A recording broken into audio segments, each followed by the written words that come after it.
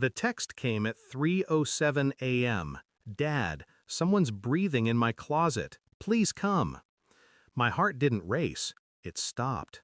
I ran upstairs barefoot. Her room was dark, curtains drawn tight like a clenched fist. She was under the blanket, trembling. "Where?" I whispered. She pointed at the closet. I opened it. Shirts, toys, nothing else. I turned back to her, forcing a smile. "See? Nothing here." Then I heard it.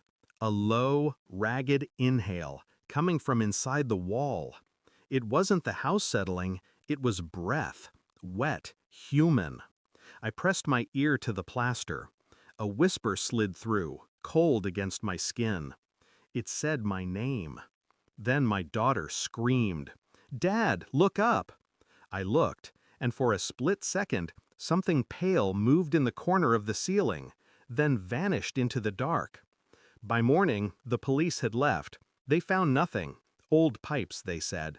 Sound travels strangely through walls. But I knew what I'd heard.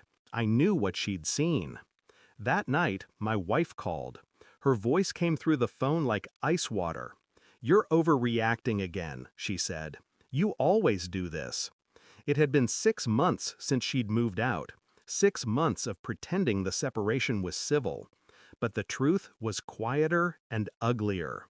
She'd left for someone else, a man named Caleb, someone I'd trusted once. When she called me paranoid, I believed her for a while. She was good at that, making madness sound like love. Now I heard breathing in my daughter's walls, and she was calling me paranoid again. The irony wasn't lost on me. Over the next week, the sounds continued, always between 2 and 4 a.m., always near the closet. My daughter wouldn't sleep alone. She'd whisper, "He says my name now." I started staying in her room, lights off, waiting. The breathing always came back, slow, patient, too steady to be imagination. I bought a small camera, hid it in the bookshelf, set it to record every night. The next morning, I watched the footage.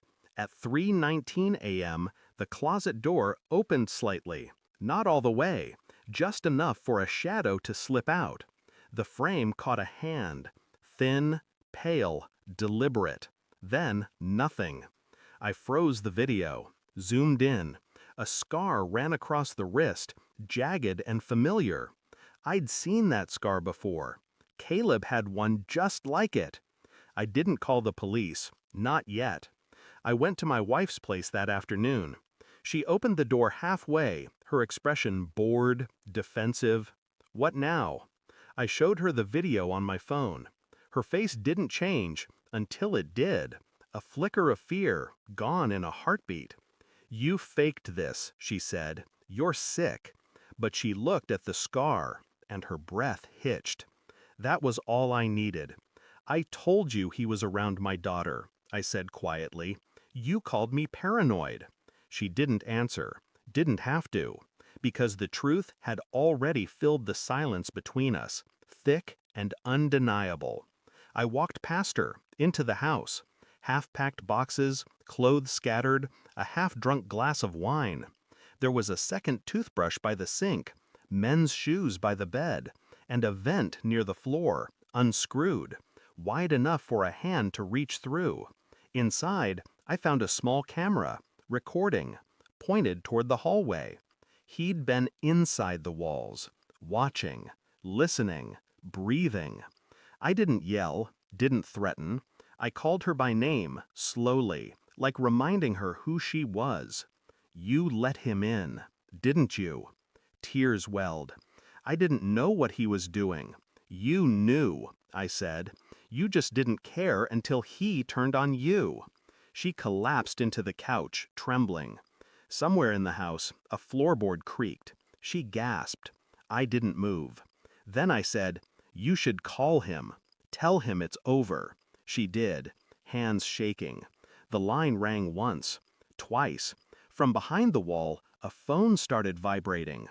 Her scream split the air. I walked to the door, calm, told her, "You made your bed. Don't expect me to save you from who's sleeping in it." Then I left. The police found a hidden crawl space 2 days later. He was gone, but the camera he left behind showed enough. Footage of my daughter sleeping, whispering her name through the vents, and in one clip, my wife letting him in. The case closed quietly. She moved out of town. I changed the locks, repainted my daughter's room. But sometimes, when the house is too quiet, I still hear it, that soft inhale between the walls. It's not him anymore, I know that. It's memory, breathing, a reminder of what we ignore when we call love by the wrong name. And every night before I sleep, I check her closet, just in case. Thanks for watching. Don't forget to like, share, and comment. Subscribe now to Cheating Stories Insight World for more amazing stories.